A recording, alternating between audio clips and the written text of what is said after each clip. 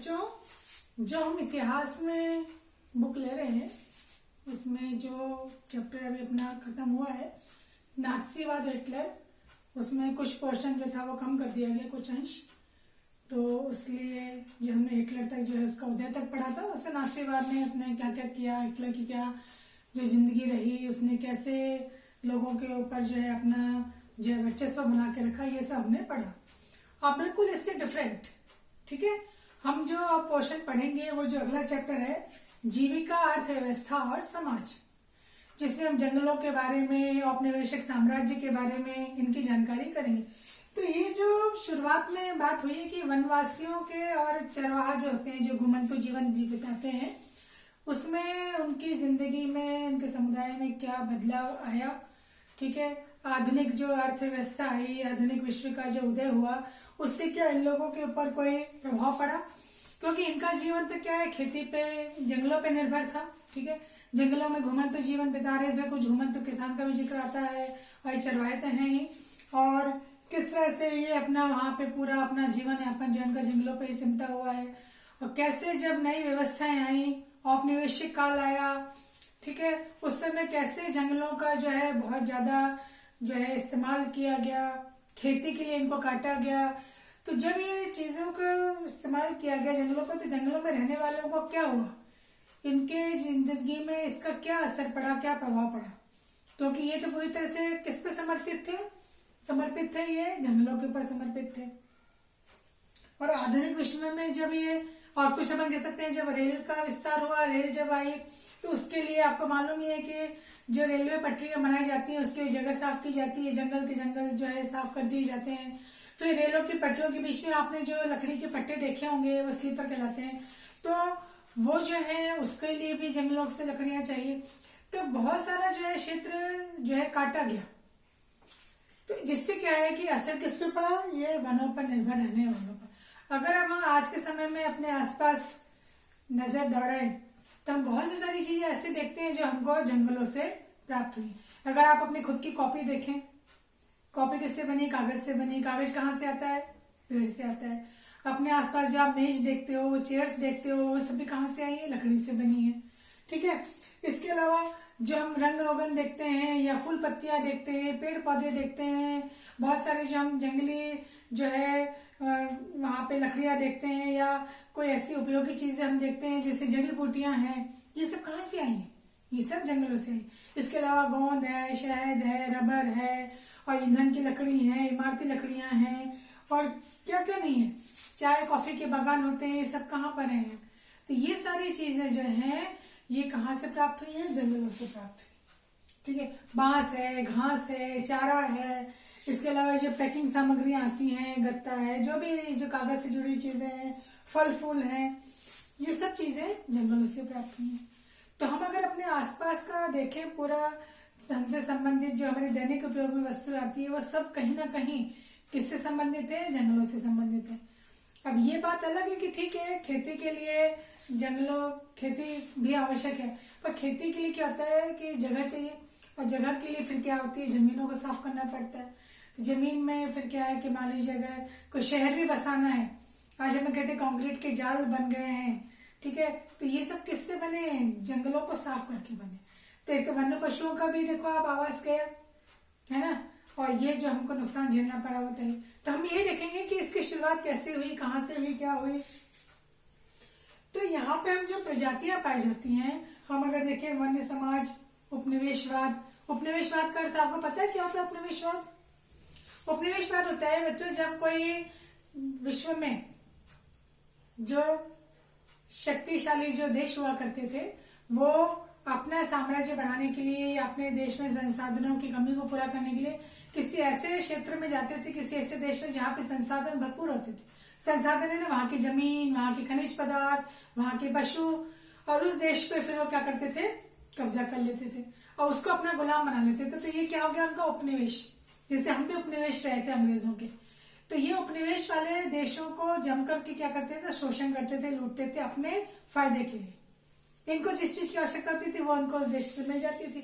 और उस देश को एक तरह से क्या कर देते थे, ये सारा लूट करके शोषण करके और अपने देश को आबाद कर लेते थे। अपने देश की आबादी के लिए वो जो है सारे जतन करते थे। तो यहाँ पर हम देखते हैं कि जंगलों में बहुत सारी देखते हो पेड़ों की प्रजातियां हैं डिफरेंट टाइप के, जो वहाँ के फल हैं, फूल हैं, पौधे हैं, उनकी जातियां। तो इसे अमेजन की जो पश्चिमी घाट के जो वहाँ पे जंगल है, यहाँ पर पौधों की 500 से ज्यादा प्रजातियां पाई जाती हैं। फिर उनकी सोचिए आप कितनी किस्म होती होंगी। तो ऐसे हजारों की संख्या आप पिछले पाठों में पढ़ चुके हैं। तो इस तरह से जो है इन प्रजातियों को नष्ट कर देना, अब तो जो है बहुत ज्यादा इस पे जो है क्या कहना चाहिए शोध भी चल रहे हैं, और इनको रोकने के या इनके वापस इनको पुनर्जीवित करने के भी प्रयास जो है वो किए जा रहे हैं। तो ये जो विविधता होती है ये क्या हो जाती है, लुप्त हो जाती है, समाप्त हो जाती है। चाहे वो जानवरों की हो, चाहे वो पशुओं की हो, चाहे पक्षियों की हो, चाहे पौधों की हो, ये वनस्पति जगत में पूरा आ जाता है सब, ये प्राणी जगत, वनस्पति जगत। तो यहाँ पर सन 1700 से लेकर के 1995 तक के अगर अपन देखें तो 139 लाख वर्ग किलोमीटर का जो जंगल का कुल क्षेत्रफल था, उसमें से जो है इसमें कम करके और इसको जो है भाग साफ कर दिया गया। 9.3% जो भाग है वो पूरा साफ कर दिया गया, किसके लिए, खेती करने के लिए। तो यहाँ पे अपना अगला पॉइंट आता है, वनों का विनाश क्यों, वनों को विनाश क्यों किया जा रहा है। आज जब हम देखते हैं पहाड़ काटे जा रहे हैं, तो पहाड़ में तो जंगल है, उन पहाड़ों का अगर अपन काट देते हैं अपने फायदे के लिए, ठीक है, तो वनों का विनाश क्यों हो रहा है यहाँ पर। तो हम सबसे पहले देखते हैं वनों का विनाश से अर्थ क्या है। जब किसी क्षेत्र में वहां की जो विविधता होती है जंगलों से संबंधित, जब वो लुप्त हो जाती है तो अपन कहते हैं विनाश। वहां पे क्या हो गया, समाप्ति हो रही, लुप्त हो रहे हैं वो सब चीजें। तो ये सब क्यों हो रहा है, तो अगर अपन खासतौर पर देखिए बच्चों, औपनिवेशिक काल में ज्यादा हुआ। तो औपनिवेशिक काल में ये ज्यादा हुआ। तो पहले क्या था, जमीन जो है कुल जमीन में के छठे हिस्से में ही खेती हुआ करती थी, बाकी हिस्सा जो होता था वो सुरक्षित रहता था। फिर बढ़ते बढ़ते ये आधा हिस्सा हो गया, मतलब आधे हिस्से में जो है जंगलों को हटाया जाने लगा खेती के लिए। तो ये आबादी की जो, अब जैसे जैसे आबादी बढ़ रही है तो आबादी की मांग भी बढ़ेगी, भोजन पानी पेट भरने के लिए सब चाहिए। तो उसके लिए क्या, आबादी के एक हिस्से की पूर्ति करने के लिए जो है इसको जंगलों को साफ करके और खेती का विस्तार किया गया, ठीक है। अब यहाँ पे अगर अपन देखें कि औपनिवेशिक काल में तो ये बहुत ज्यादा मात्रा में हुआ, तो क्यों हुआ, इसके अपन वजह देखते हैं।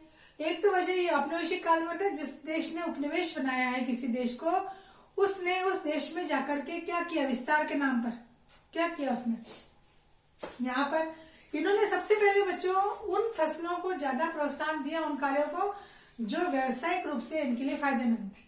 खेती भी ऐसी चीजों की करवाई जिससे उनको निर्यात में फायदा हो।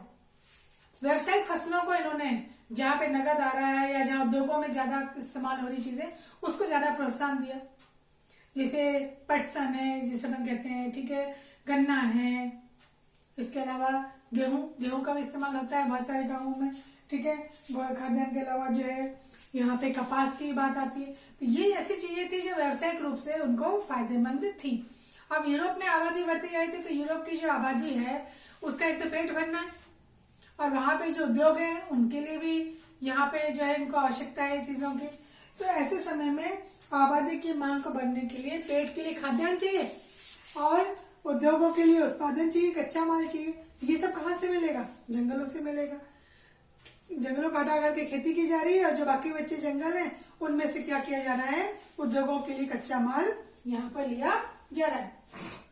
एक तो ये वजह हो गई कि औपनिवेशिक काल में विस्तार करना था, इसलिए इन्होंने क्या किया, खेती को ज्यादा प्रोत्साहन दिया।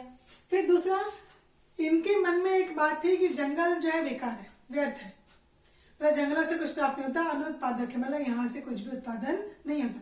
ये इनकी समझ थी और ये चाहते थे कि इनको जो है वो काट दिया जाए जंगलों को। तो ये उस हिस्से में खेती करके एक तो राजस्व, ठीक है, ये मिल जाता था इनको, और कृषि उत्पादन में बढ़ जाता था इनका। तो ये सोच इनकी ऐसी थी, तो ये जंगलों को कटवाने में लगे। और इन सब से क्या होगा, राज्य की आय भी बढ़ेगी, वृद्धि होगी राज्य की आय, कर ज्यादा आएगा, राजस्व ज्यादा लगेगा, तो इनको ज्यादा वृद्धि होगी।